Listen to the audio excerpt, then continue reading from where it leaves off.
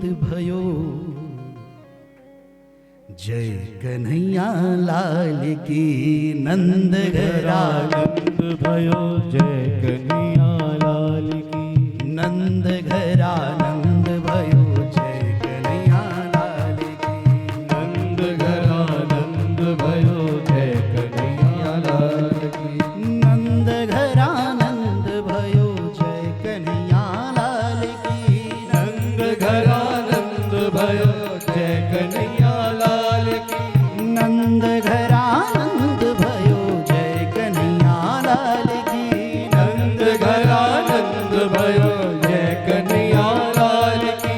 नंद घरा नंद भयो जय कन्हैया लाल की। नंद घरा नंद भयो जय कन्हैया लाल की। नंद घरा नंद भयो जय कन्हैया लाल। नंद घरा नंद भयो जय कन्हैया लाल की। हाथी दीन घोड़ा दीन और दीनी पाल की।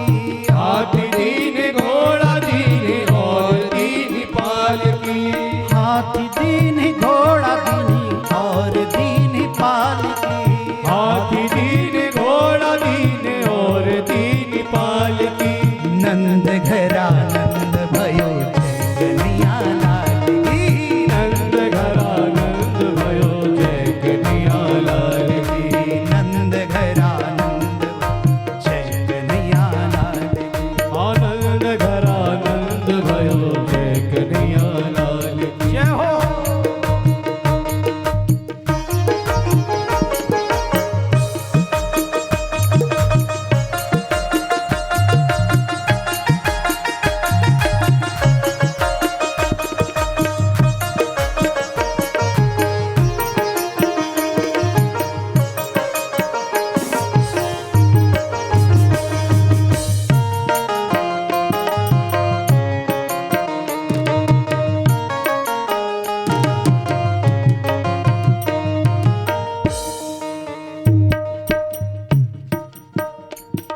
जवानन को हाथी घोड़ा बूढ़न को पाल की।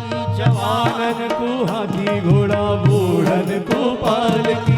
जवानन को हाथी घोड़ा बूढ़न को पाल की। जवानन को हाथी घोड़ा बूढ़न को पाल की। नंद घरा नंद भयो जय कन्हैया लाल की। नंद घरा नंद भयो जय कन्हैया लाल की। नंद घरा नंद भयो जय कन्हैया लाल की। नंद घरा नंद भयो जय कन्हैया लाल की। जय बोलो गोपाल की नंद के नंद लाल की। जय बोलो गोपाल की नंद के नंद लाल की। जय बोलो गोपाल की नंद के नंद लाल की। जय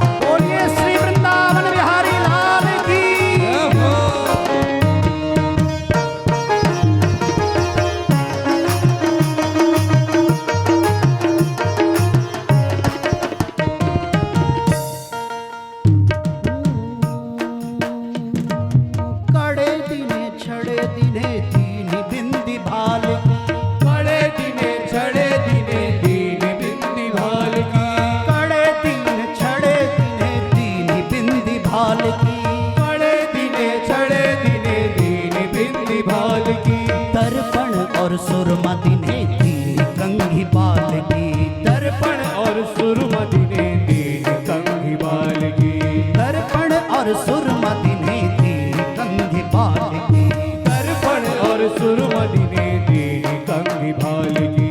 जय बोलो गोपाल की नंद के नंद लाल की, जय बोलो गोपाल की नंद के नंद लाल की, जय यशोदा लाल की दाऊद दयाल की, जय यशोदा लाल की दाऊद दयाल की, जय बोलो गोपाल की नंद के नंद लाल की, जय बोलो गोपाल की नंद के नंद लाल की। एक बार आगे से पीछे तक सब हाथ उठाएं मिलकर भाव और प्रेम के साथ, और कहिए प्रेम से, एक ही शोर है, एक ही गूंज है, एक ही ध्वनि है, समवेत स्वर में सब बोल रहे हैं। नंद घरानंद भयो जय कन्हैया लाल की, नंद घरानंद भयो जय कन्हैया लाल की, नंद घरानंद भयो नंद घरानंद भयो जय कन्हैया लाल की, नंद घरानंद भयो नंद घरानंद भयो जय कन्हैया लाल की, नंद घरानंद भयो जय कन्हैया लाल की, नंद घरानंद भयो जय कन्हैया लाल की, नंद घरानंद भयो जय कन्हैया लाल की, जय कन्हैया लाल की, जय कन्हैया लाल की, जय कन्हैया लाल की। बोलिए श्री वृंदावन बिहारी लाल की जय। सब लूट रहे हैं।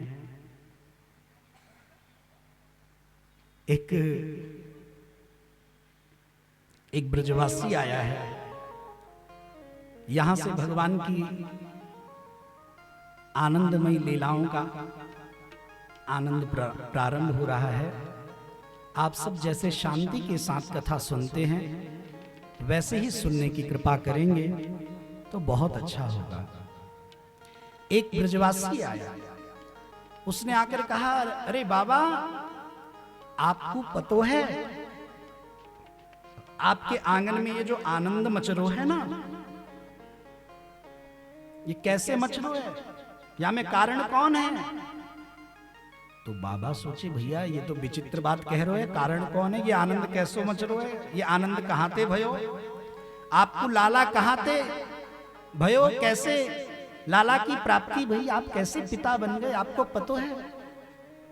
बाबा बोले भैया हमें तो कछु पतो ना है, अगर तुम्हें कछु पतो है तो तुम हमें बताओ, हम जाने तो सही कि आनंद कहां से मिलो है। तो वो ब्रजवासी कहता है, वो ब्राह्मण ब्रजवासी निश्चल भाव से कहता है, बाबा जादिनते मेरे कान में एक बात पड़ी है कि आप लाला के बिना दुखी हैं, परेशान हैं, आपको यह बात को कष्ट है कि मोकुस लाला ना है, सब कछु है पर आंगन में खेरवे वारो कोई लाला ना है, बालक ना है। बादिनते ही जादिनते मैंने ये बात सुनी, बादिनते ही मैं गोपाल सहस्र नाम को पाठ करूं और पाठ करके प्रभु से एक ही प्रार्थना करूं, हे प्रभु या गोपाल सहस्र नाम के पाठ को फल मोह को मत दीजो, फिर बाबा नंद के घर में एक लाला है जाए, बस यही प्रार्थना है। तो बाबा ये जो लाला भयो है ना, ये मेरी प्रार्थना ते भयो है, गोपाल सहस्र नाम के पाठ ते भयो है। बाबा नंद बहुत गदगद हुए उसकी बात सुनकर। संसार का कोई सामान्य व्यक्ति होता तो उसको नकार देता, कहता जाओ जाओ, इतने दिनों से लाला नहीं था तब कुछ नहीं हुआ, आज प्रभु की कृपा से हमारे कोई पुण्य जागे और बेटा हो गया, लाला हो गया, तो इसका श्रेय तुम लेने चले आए, ऐसा कहते। पर बाबा ने ऐसा नहीं कहा। बाबा कहते अरे हाँ हाँ बिल्कुल साची कह रहे हो भैया, तेरे ही पाठ को फल है, तेरे ही प्रार्थना को फल है, जो मुकु लाला भाई लाला मैं पिता बनूं। बाबा उस पर इतने प्रसन्न हुए, बहुत सारी गाय उसको दान में दी। अब देखिए वो बेचारा जो ब्राह्मण था उसके घर में नहीं थी एक गाय, बाबा ने उसको दे दी 50 गाय। जिसके घर में एक गाय ना हो उसे 50 मिल जाए, इसको क्या कहते हैं? इसी को कहते हैं भगवान जब भी देते हैं छप्पर फाड़ के देते हैं।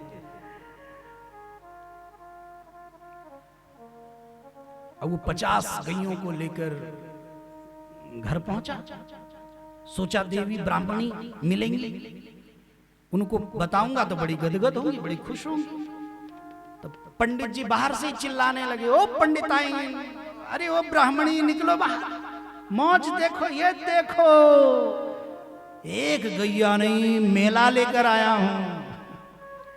अच्छा, उन्होंने 2-4 बार आवाज लगाई, पंडिताइन अंदर से निकली नहीं, चूंकि वो घर पर थी नहीं।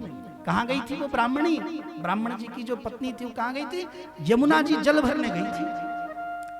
तो देवता समझ गए कि नहीं है, नहीं तो आ जाती, तो यमुना जी गई होगी जल भरने। तो चलो तब तक मैं इन गैयों को थोड़ा व्यवस्थित कर दूं।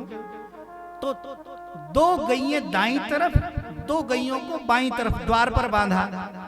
ठीक है, बाकी जितनी गौएं थी सब अंदर लेकर गए। कुछ गौएं आंगन की दाईं और बाईं ओर बांधी, और कुछ बीच में आगे चलकर बांधी थी। पूरे आंगन में गौएं ही गौएं बांधी थी। और सच बताएं, बाहर गौएं, आंगन में गौएं, घर के अंदर गौएं, और जब सब जगह गौएं गौएं बांध दी, तब भी 2 गौएं बच गई। 2 गौएं बच गई। ब्राह्मण ने सोचा अब इन 2 गौओं को हम कहां बांधें? पता लगा घर में तो सब जगह गौएं बांध दी गई हैं, बस एक ही ऐसी जगह है जहां गौएं नहीं बंधी हैं, गौ माता नहीं है। कहां? रसोई घर में। हाँ, रसोई बाकी थी, तो ब्राह्मण ने 2 गौएं रसोई में ले जाकर बांधी, और खूंटा गाड़ कर गौएं बांधी रहे थे। बस इतने में तो भैया देवी जी आ गई। अब देवी जी देखी द्वार पे तो गौएं, सोची कोई घर पे मेहमान आया होगा, गौओं को ले जा रहा होगा, सोच रहा होगा जल पीते हुए निकल जाए। पर जैसे ही ब्राह्मणी घर के अंदर घुसने को हुई और उचक कर देखी, तो भैया वहां तो गौएं ही गौएं, गौएं ही गौएं। अरे भैया, ब्राह्मणी तो बड़ी परेशान, ये क्या लीला है? तो देवी जी चिल्लाई, अजी सुनते हो? यहीं हो कि नहीं कहीं और हो? कहां हो?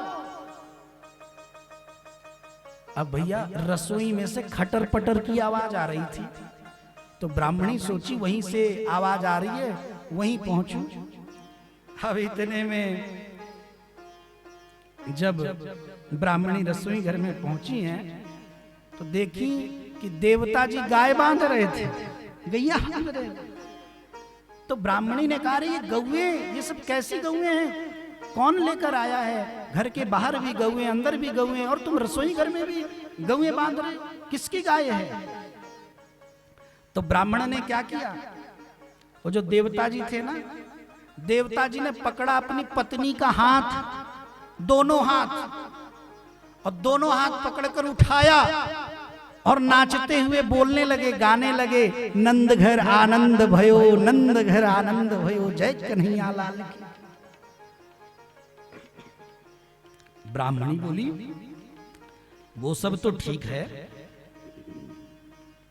ये शोर तो मैं भी सुन रही हूं, मैं भी तो इसी गोकुल में रहती हूं, ये शोर तो मैं भी सुन रही हूं, पर इसमें अभी कहने की क्या बात है कि नंद घर आनंद भयो? ये तो मुझे भी पता है कि उनके घर आनंद हुआ है। तो ब्राह्मण देवता कह रहे, रे पगली, तू समझी नहीं, बाबा के घर आनंद हुआ है, तभी तो आज हमारे आंगन में आनंद हुआ है। इतनी गौएं, उन्हीं के आनंद में तो ये आनंद है, उन्हीं के आनंद से। तो ब्राह्मणी बोली कि देवता जी ये बताओ, मैं समझी नहीं, स्पष्ट स्पष्ट बताओ, साफ साफ बात क्या है? तो ब्राह्मण देवता बोले, अरे देवी, मैं गया था बाबा के घर, बाबा थे लाला के होने से गदगद, और इतने खुश थे, इतने खुश थे कि इतनी गौओं का दान कर दिया मुझे, मैं सब लेकर चला आया।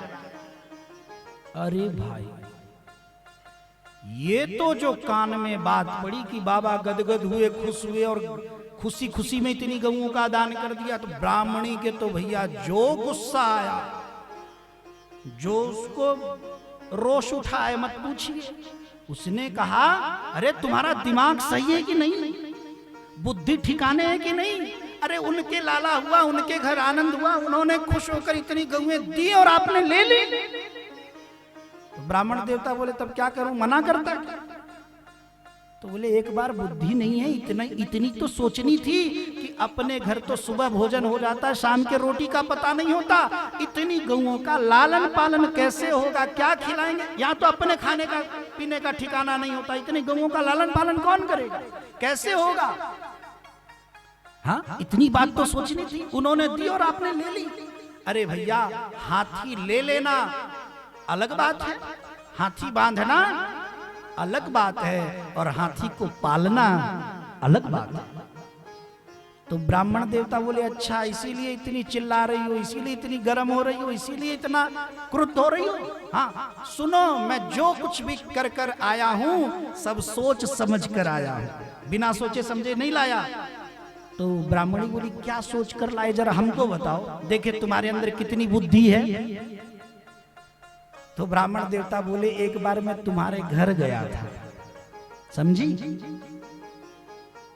तो ब्राह्मणी बोली हाँ, वो तो कभी कभी चले ही जाते हो, इसमें नई बात क्या है? अरे सुनो तो सही, आगे बोलने तो दो। कि हाँ, एक बार तुम्हारे घर गया था, तुम्हारे भाई के 4-4, 5-5, 6-6 बच्चे हैं। बोले वो हैं, तो इसमें नई बात क्या है? बोले सुनो, तुम्हारे घर तुम्हारे भाई के यहाँ भी एक गाय नहीं है, दूध के मारे बेचारे बच्चे तड़पते हैं, बिलखते हैं, मांगते हैं, पर बेचारे तुम्हारे भाई के घर भी एक गाय नहीं है, तो बेचारे दूध दे तो दे कहां से? तो मैं सब सोच समझ कर ये लाया हूं कि बाबा ने जितनी गौएं दान में दी हैं, आधी हम रख लेंगे, आधी तुम्हारे भाई के घर भेज देंगे। अरे भैया, अब तो ब्राह्मणी इतनी खुश हुई, गदगद हुई, बोली जिंदगी में पहली बार तुमने कोई बुद्धिमानी का काम किया है, तुम इतने समझदार हो, आज पहली बार पता लगा है।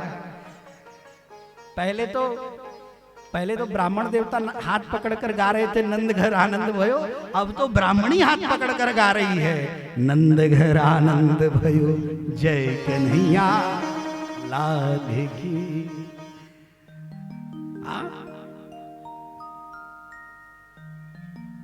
बोलिए सच्चिदानंद भगवान की जय हो।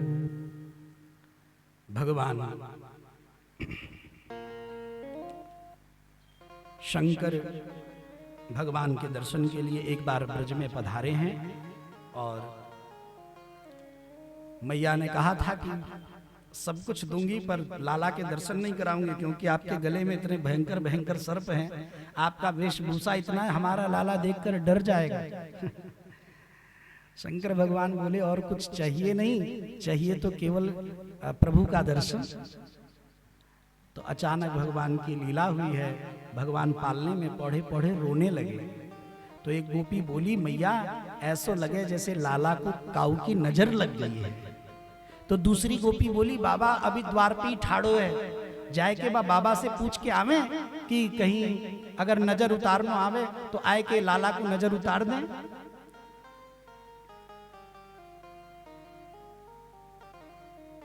यशोदा मैया ने कहा जाओ पूछ कर आओ। तो गोपियों ने जाकर पूछा कि बाबा आपको नजर उतारना आता है? अब सामने हैं कौन? भूतनाथ शंकर भगवान हैं। बोले हम तो नजर उतारने में ही बहुत माहिर हैं। हाँ, हम तो ऐसी नजर उतार दें कि जिसकी नजर उतार दें फिर उसको कभी नजर लग नहीं सकती। और इंसान की तो कौन कहे, हम तो भूत प्रेतों की भी नजर उतार देते हैं। एक सखी हंसकर बोली अरे बाबा भूत प्रेत को ना है, हमारे लाला को नजर उतारनी है। चल रे योगी नंद भवन में, तो ये यशोदा माँ तो बुलावे, बाके लाला को नजर लगी है तो पे राई नून फिरवा। चलो गए हैं, बाबा ने बढ़िया दर्शन किया, और ठाकुर जी तो यही चाहते थे तो चुप हो गए। जो श्याम सुंदर के नेत्रों में अश्रु थे प्रभु के, वो शंकर जी में चले गए। तो एक गोपी बोली, एक सखी बोली अरे यशोदा बहन जरा देखो तो सही, बाबा कितने दिव्य बाबा हैं, कितने सिद्ध बाबा हैं कि लाला के दर्शन मात्र से लाला के नेत्र के अश्रु बाबा के नेत्र में चले गए। लाला तो चुप हो गए। बहुत आनंद हुआ है। शंकर भगवान फिर अपने गोद में लिए हैं, भगवान का दर्शन करके कृतार्थ हुए हैं। जाने की प्रार्थना की है तो मैया ने कहा नहीं, यही आप नंदालय में विराजो, क्योंकि आप जैसा बाबा हमें दोबारा तो नहीं मिलेगा। और वहीं भगवान नंदीश्वर बनकर विराजमान हुए हैं। बोलिए नंदीश्वर भगवान की जय, शिव शंकर भगवान की जय।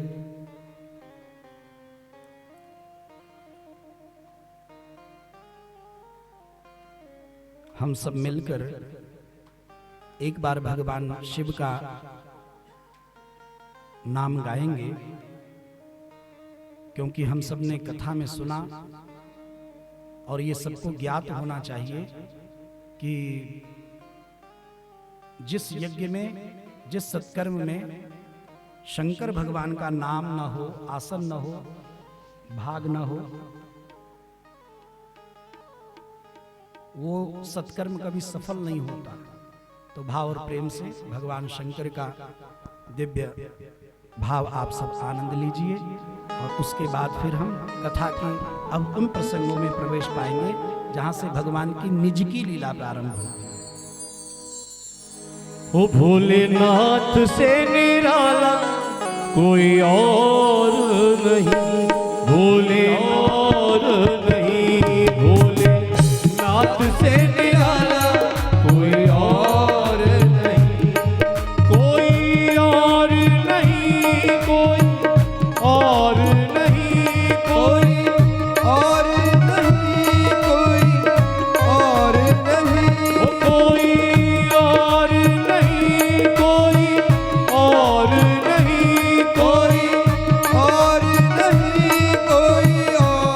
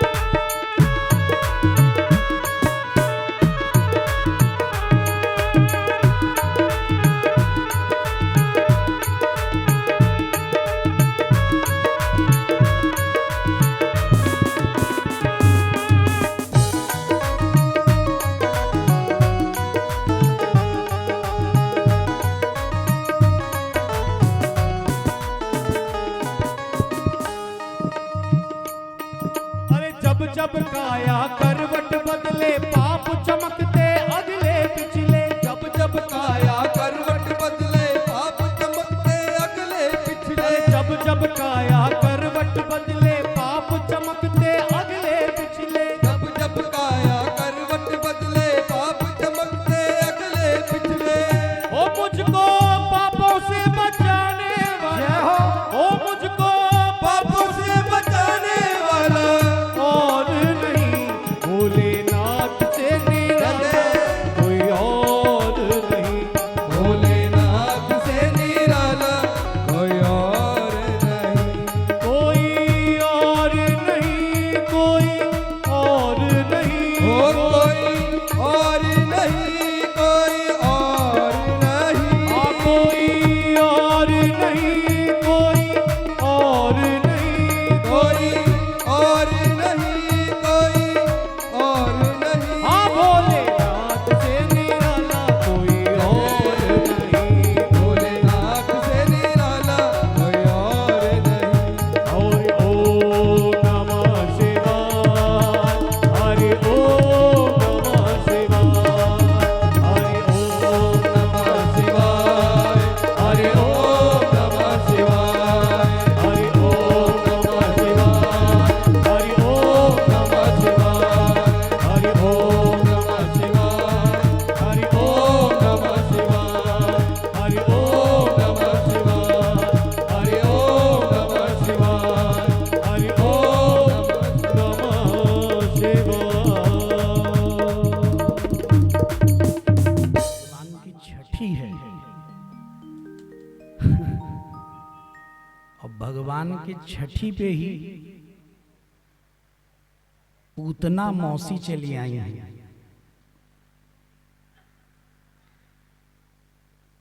कंस को जब चिंता में देखा तो पूतना ने कहा, महाराज आप मेरे रहते क्यों चिंता करते हैं?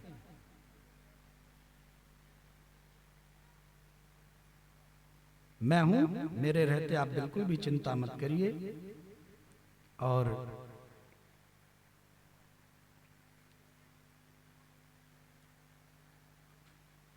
जितने भी 10 से 15 दिन के अंतर्गत बालकों का जन्म हुआ है, मैं उन सबको समाप्त कर दूंगी। उसमें आपका हंता भी मारा जाएगा।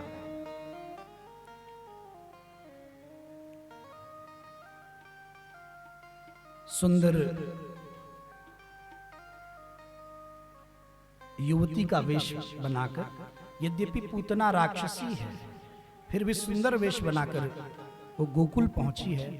भगवान की प्रेरणा थी कि जब तुम्हें घूम फिर कर मुझ तक आना ही है तो तुम सीधे ही चली जाओ।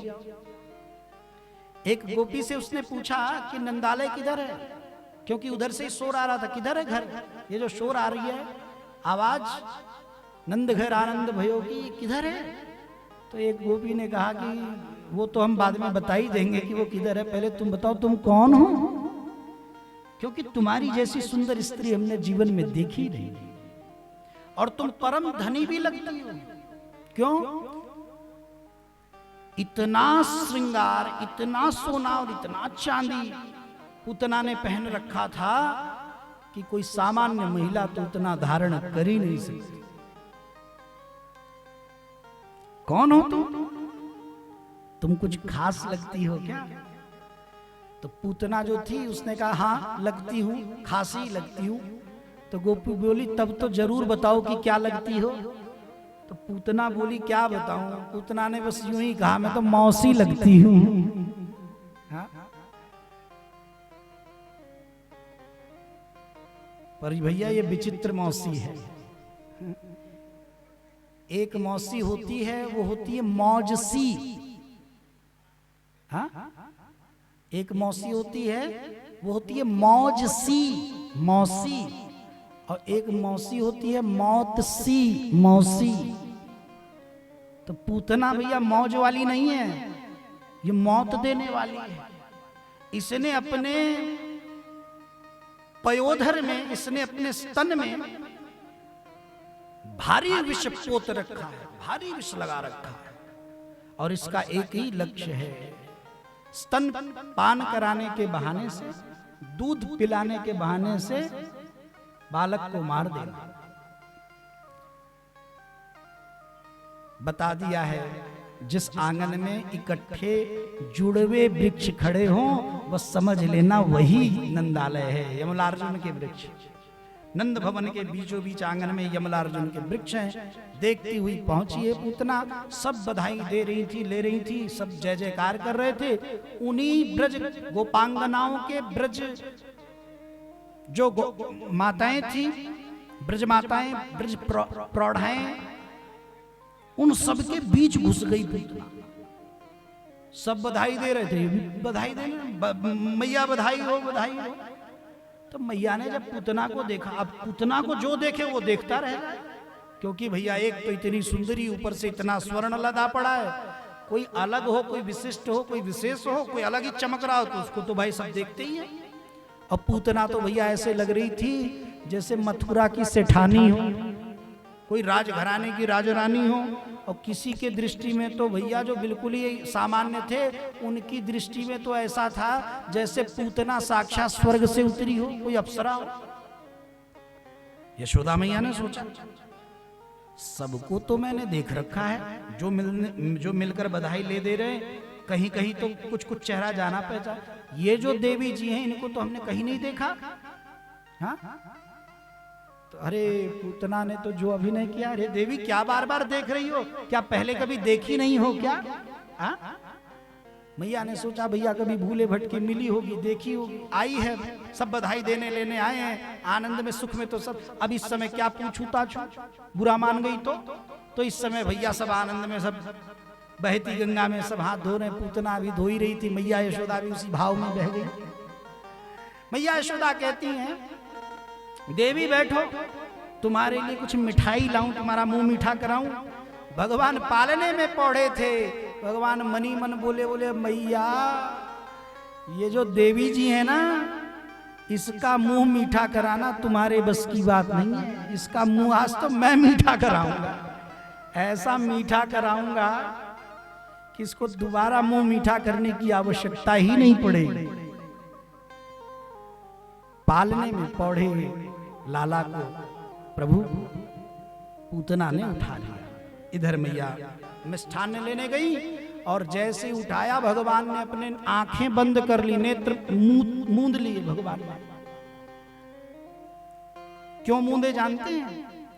इसलिए मूंद लिए भगवान ने, तो बोले राम राम राम राम। मेरी शरण में तो जो निश्चल निष्कपट निष्कलंक निष्पाप जीव होता है बस वही आता है, और ये पूतना ठहरी बालघातिनी हत्यारिणी पापिनी, ये राक्षसी होकर ये मेरी शरण तक कैसे आ गई? तो भगवान ने आंख बंद कर लिया, जरा आंख बंद करके इसका पिछला जन्म देखूं, पहले इसने ऐसे कौन से सत्कर्म किए हैं कि ये मेरे पास आ गई, वरना ऐसी दुष्टा तो मुझ तक मेरी परछाई से भी दूर रहती है, हमारे पास तो दूर दूर तक आने का कोई प्रश्न ही नहीं खड़ा होता। भगवान ने नेत्र इसलिए बंद किए, भगवान ने सोचा, बैकुंठ छोड़ रहा था, सोच रहा था ब्रज में पहुंचते ही बढ़िया बढ़िया दूध दही रबड़ी रसमलाई रसगुल्ला खाने पीने को मिलेगा, आनंद होगा। भगवान कह रहे हैं यहाँ तो स्वागत ही जहर से हो रहा है। तो भगवान कहते हैं अब जहर पीना तो मेरे बस की बात है नहीं। भगवान बोले मैं क्यों पीऊं, मैं जहर क्यों पीऊं बाबू, मैं तो दूध दही वाला हूं। तो भगवान ने सोचा ये जहर वाले कौन हैं? तो भगवान समझ गए, बोले चलो शंकर भगवान का ध्यान करते हैं। भगवान ने आंख मूंद करके शंकर जी को ध्यान में बुलाया। शंकर भगवान बोले क्या आज्ञा है प्रभु? तो भगवान कहते हैं, लाला कहते हैं प्रभु ये पैदा होने से पहले ही अभी ढंग से ठीक से पैदा भी नहीं हुआ हूं, ये पूतना मुझे जहर पिला रही है। हाँ, क्या आप चाहते हैं कि मेरा मीठा मीठा मुंह कड़वा हो जाए? शंकर भगवान बोले बिल्कुल नहीं, तो मेरे लिए क्या आज्ञा है? भगवान बोले तब ठीक है, हमारी आपकी व्यवस्था हो गई, एक काम आप कर लीजिए, एक काम मैं कर लूं। शंकर भगवान बोले क्या? बोले दूध मैं पी लेता हूं, जहर आप पी लीजिए। शंकर भगवान बोले ठीक है। भगवान ने क्यों कहा ठीक है? बोले प्रभु आप दूध पीने वाले हैं और हम जहर ही पीने वाले हैं। पूतना ने उठाया है अपना पयः,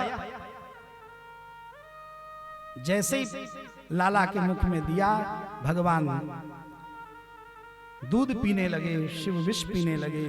और भैया उसके बाद तो अंत में प्राण हरण होने लगा, पूतना का प्राण भी भगवान हरने लगे।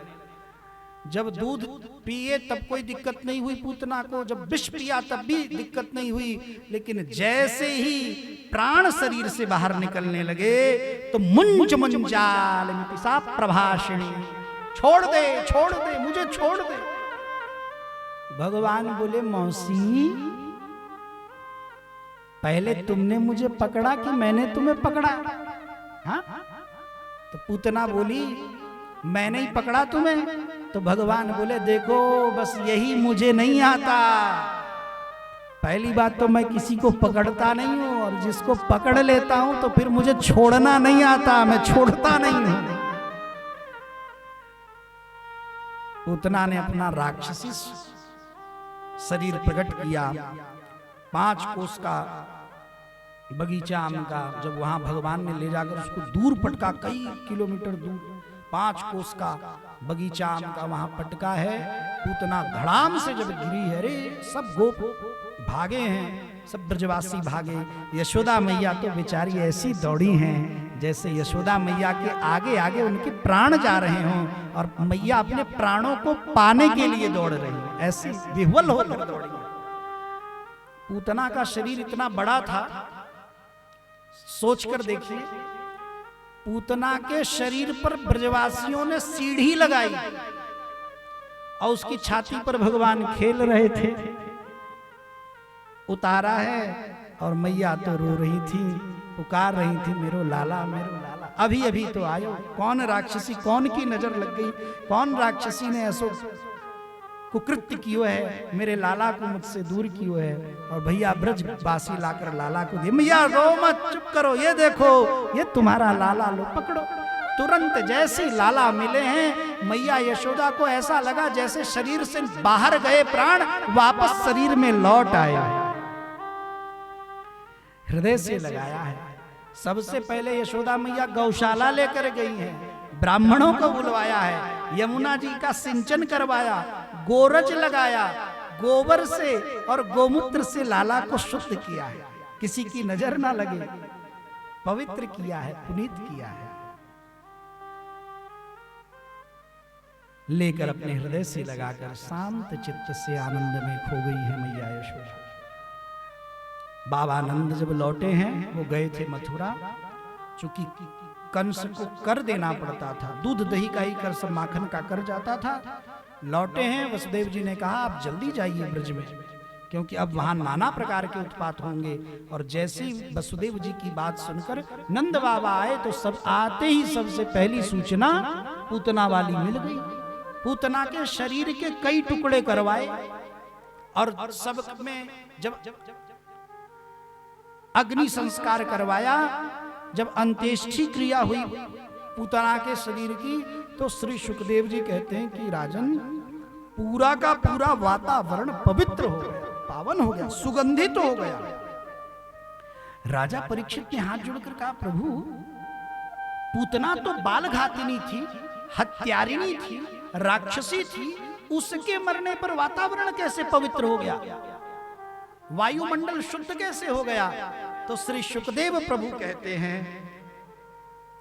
अहो वकीयम स्तन कालकूटम जिघांसया पाय यदप्य साध्वी लेभे गतिं धात्र्योचितां ततोन्यम कंबादयालम शरणं ब्रजीमः। अहो वकीयम, श्री सुखदेव प्रभु कहते हैं धन्य है, अहोभाग्य है किसके? उस पूतना के। यद्यपि वो दुष्टा थी, भगवान को उसने विष पिलाकर मारने की चेष्टा की, फिर भी भगवान ने उसे कौन सी गति दी? उसे वो गति दी जो आगे चलकर भगवान की कृपा से मैया यशोदा और माता देवकी को मिलेगी। वो गति पहले ही पूतना को दे दी।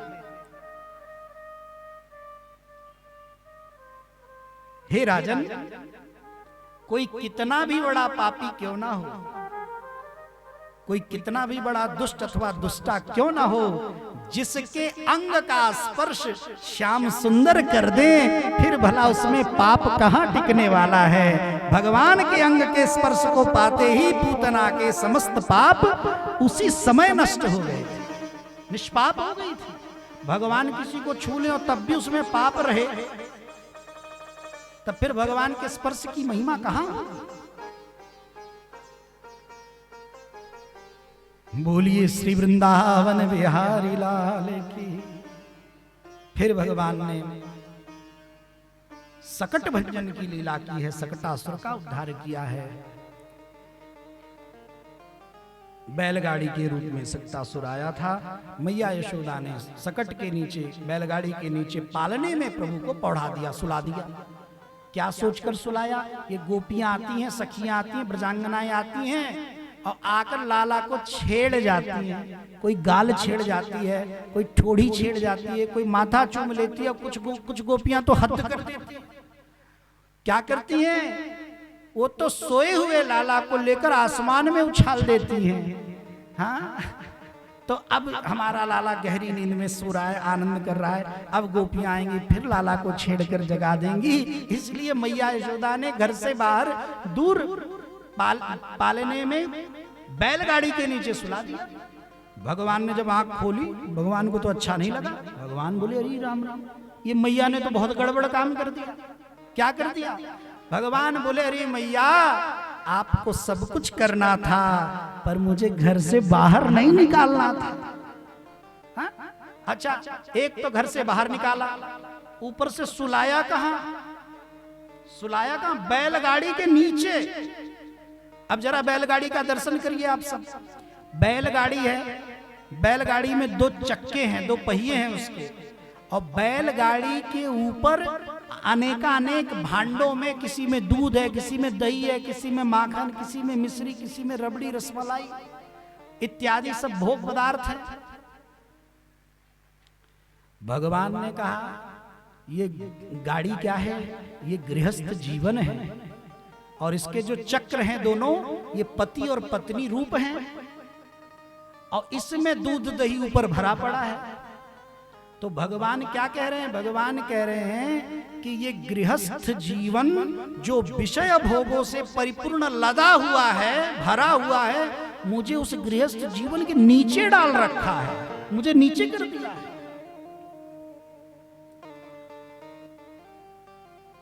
वाह भाई वाह।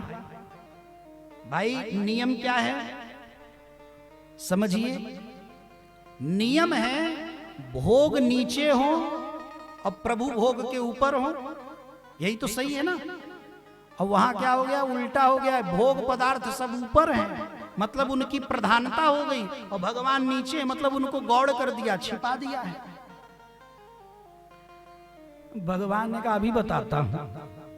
छोटे छोटे नन्हे नन्हे चरणों से जो छुआ है उस बैलगाड़ी को, बैलगाड़ी तो आसमान में उड़ता हुआ गया और घूमता हुआ धरती पर धड़ाम से जैसे वो बैलगाड़ी गिरा, इतनी घोर ध्वनि हुई है। सब ब्रज ग्वाल बाल ब्रजवासी, सब ब्रजांगनाएं, ब्रज प्रौढ़ाएं, ब्रज माताएं, ब्रज बहनें, ब्रज यशोदा मैया के समकक्ष अवस्था वाली जितनी भी ब्रज माताएं, सब दौड़ी अपने लाला के चक्कर में कि भैया देखो देखो, लाला भी हमारा वहीं खेल रहा था, कहीं हमारे लाला पे तो कोई संकट नहीं। यशोदा मैया भी दौड़ी, बैलगाड़ी गिरी पड़ी थी। जैसे ही सबने बैलगाड़ी को ध्यान से देखा तो बैलगाड़ी के नीचे से खून की धारा बह रही थी। बैलगाड़ी को जब हटाया गया तो सकटासुर नाम का एक राक्षस मरा पड़ा मिला। सभी ब्रजग्वाल कहते हैं कि मैया, हमने अपनी आंखों से देखी ये घटना। लाला नहीं चरण पे प्रहार किए, लाला नहीं लात मारी है, तब ये बैलगाड़ी गिरी है, आसमान में उड़ के तब नीचे गिरी है।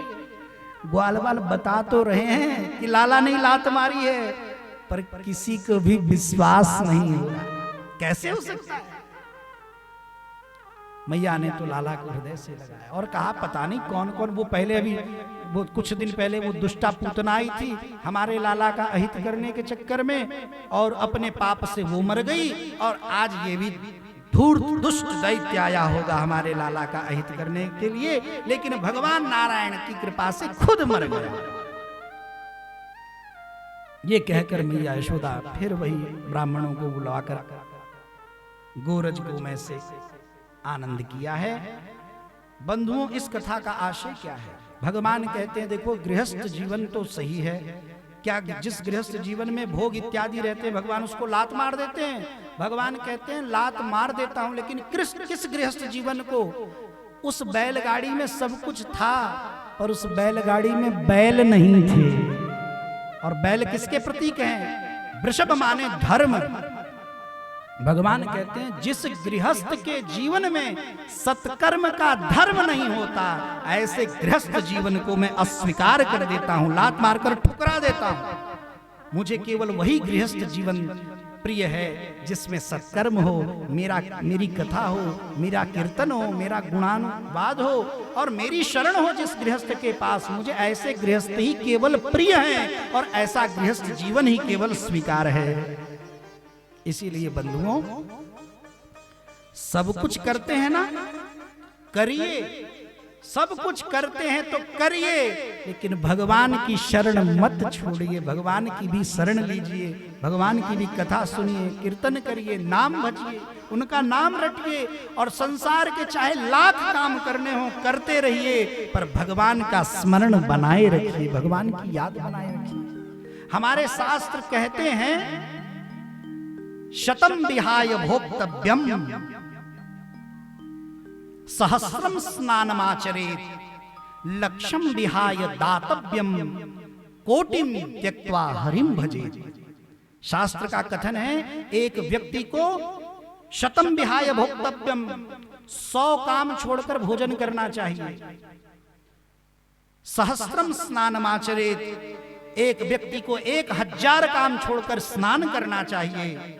लक्षम विहाय दातव्यम एक व्यक्ति को लाखों काम छोड़कर दान करना चाहिए। और चौथे पद में कहते हैं शास्त्र कोटिम त्यक्त्वा सर्वम त्यक्त्वा हरिम भजेत, अपने करोड़ों अरबों कामों को छोड़कर, सब कामों को छोड़कर भगवान का भजन करना चाहिए, भगवान की शरण लेनी चाहिए। हमारी तो गंगा उल्टी ही बहती है, हम तो अलग ही जीते हैं, हम दुनिया के सारे काम कर लेते हैं,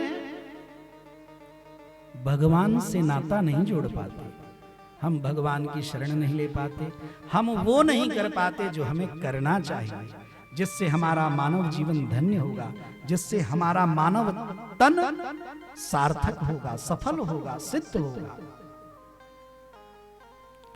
एक और बात भगवान को क्या अच्छी नहीं लगी थी? यशोदा मैया ने प्रभु को घर से बाहर निकाल दिया था। भगवान कह रहे ये भी गड़बड़ है, घर कितना भी बड़ा क्यों ना हो और घर कितना भी छोटा क्यों ना हो, घर के किसी न किसी कोने में भगवान का स्थान जरूर होना चाहिए, मंदिर जरूर होना चाहिए। घर के बड़े और छोटे से लेना देना नहीं है। भगवान कहते हैं बड़ा हो तो भी स्थान दो और छोटा हो तो किसी कोने में तब भी स्थान दो, लेकिन मुझे घर में स्थान दो। मुझे ही जब घर से बाहर निकाल दोगे और अपना भला चाहोगे तो ये दोनों ही बातें कैसे संभव होंगी? हाँ? जिस घर का कोई रक्षक होगा उसी घर की तो रक्षा होगी, और जिस घर का कोई रक्षक ही नहीं होगा तो उस घर की रक्षा कैसे होगी? तो भगवान कहते हैं मुझको रक्षा में तो रखो, मुझे रक्षक बनाओगे अपना तभी तो मैं तुम्हारी रक्षा करूंगा। और जब तुम हम ही को अलग कर दोगे, हमसे ही दूर हो जाओगे, हमें ही दूर कर दोगे अपने आप से, तो भैया तुम्हारा फिर भला कैसे होगा, तुम्हारी रक्षा कैसे होगी, कल्याण कैसे होगा? बोलिए भक्त वत्सल भगवान की जय। फिर एक दिन की बात है, तृणावर्त नाम का राक्षस आया है, वो भगवान को उठाकर आसमान में ले गया, खूब ऊपर ले गया, खूब ऊपर ले गया। भगवान हंस रहे थे, गदगद हो रहे थे, श्री सुखदेव जी कहते हैं राजन, रजसा तमसावृतम, जब ब्रज में ऐसी आंधी तूफान बवंडर के रूप में तृणावर्त आया तो पूरा ब्रज, रज माने धूल, तम माने अंधकार से आच्छादित हो गया, ढक गया। और इसी बीच तृणावर्त ने भगवान को पकड़ा और वो आसमान में चला गया। जब ऊपर चला गया तो